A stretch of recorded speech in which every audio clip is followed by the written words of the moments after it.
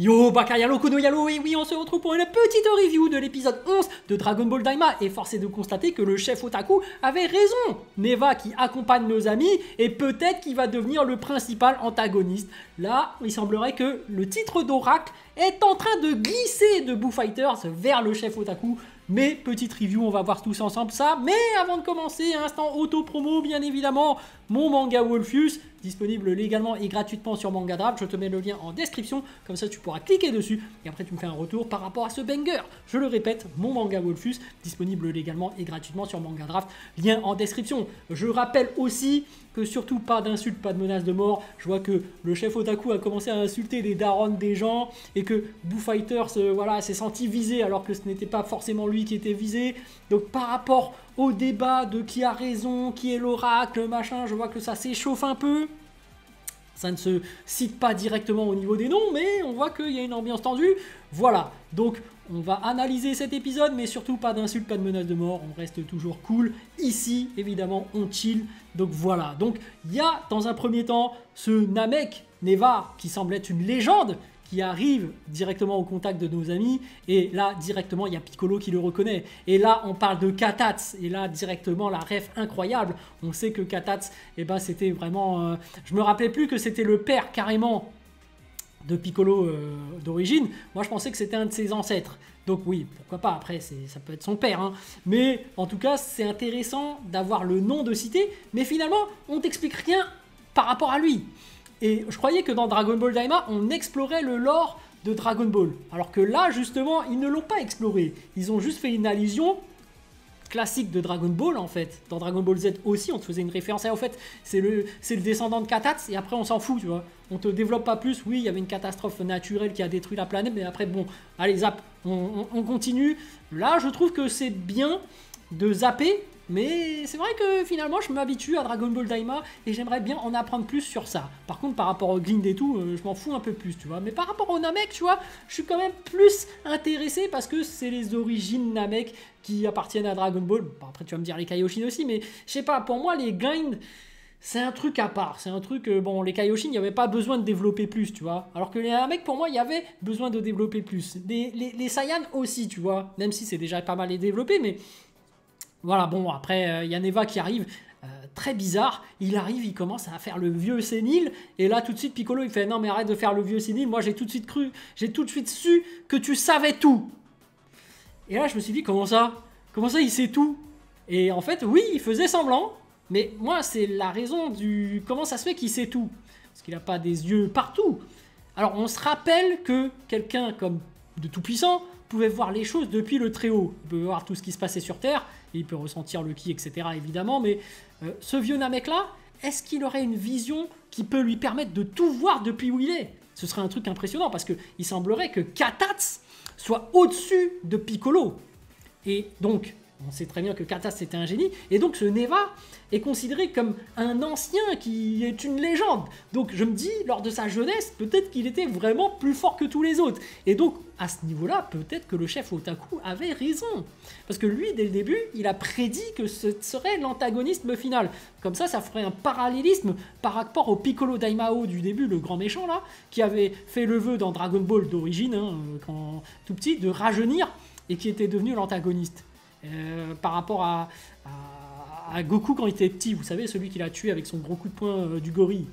Si ça arrive comme ça, je l'avais dit, hein, Dragon Ball, attention, s'ils utilisent vraiment le parallélisme, comme je l'avais prédit, Dragon Ball Daima n'est pas canon, le film, l'attaque du dragon n'est pas canon, et la suite du film Dragon Ball, l'attaque du dragon, bah, ce serait Dragon Ball Daima. Et je pense que s'il y a ce parallélisme, où je veux en venir, c'est que Goku va nous sortir le coup de poing du dragon.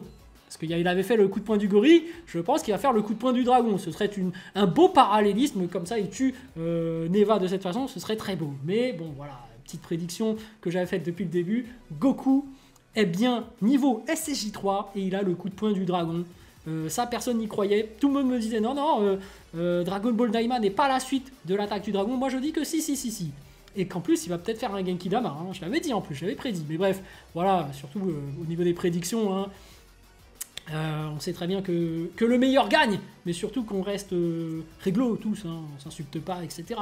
Mais bref, nos amis, avec Vegeta, avec tout le monde qui supporte Neva dans le vaisseau, je pensais qu'il allait avoir une blague par rapport à son odeur, parce que bon voilà, en vrai il y a 2 personnes qui puent maintenant, il y a Goku et il y a Neva, mais bon, Goku prend sa douche, donc ça va un peu mieux, mais apparemment Neva, normalement il est censé ne pas avoir pris de douche depuis longtemps, ça aurait été voilà, ça aurait été drôle, moi je trouve, mais voilà, ils sont tous compressés, et voilà, t'as un mec qui pue, un peu comme quand tu vas prendre le métro, hein, ou le RER, hein, toi-même tu sais, les transports en commun à Paris, il y a toujours un clodo qui est là, qui pue et qui parle tout seul.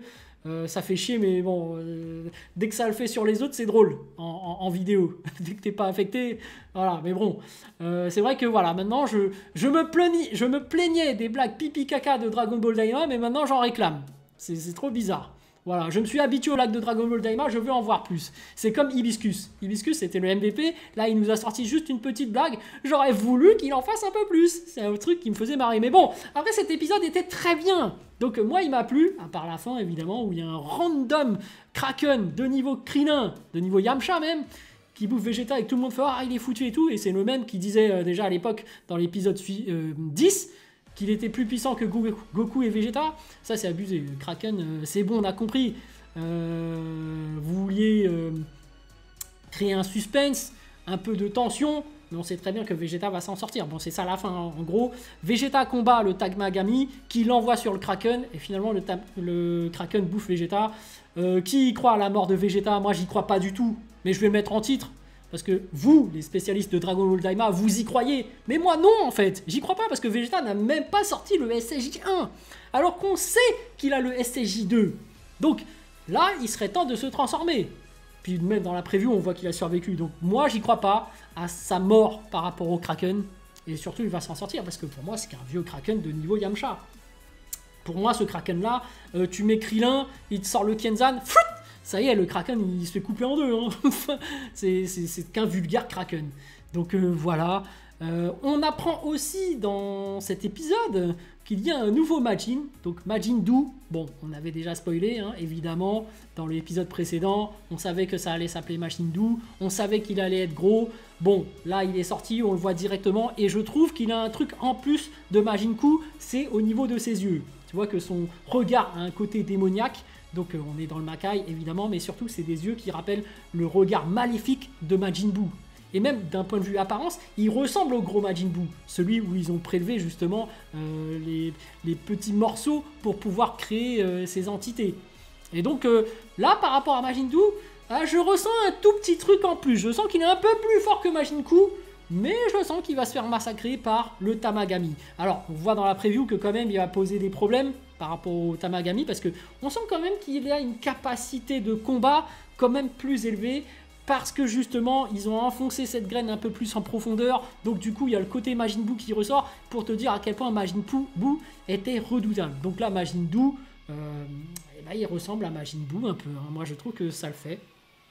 Sauf qu'il a ce côté un peu ridicule, où à un moment donné, par exemple, il se balance une boule de feu sur lui-même, il fait « Ah, c'est comme ça et tout ». Ça, franchement, c'était pas nécessaire. Bon, pourquoi pas, ils l'ont fait. Mais voilà, là, au niveau des Tamagami, je pense que le numéro 2 va gagner quand même, parce qu'il va se surpasser et montrer à ses Majin Buu, donc Majin Buu et Majin Buu, qu'il est bien plus puissant. Donc au final, je pense que Buu Fighters va avoir raison par rapport à C21. Je pense qu'effectivement, les deux vont peut-être fusionner avec... enfin, on verra. Mais en fait, si Buu Fighters a raison, et que d'un autre côté, le chef Otaku a raison pour Neva, l'oracle, je pense que je donne quand même le point au chef Otaku. Parce que voilà, il avait quand même prédit, mais bon, on verra, hein, on verra ce que ça va donner. Mais voilà, c'est palpitant. Cet épisode 11, pardon, était cool.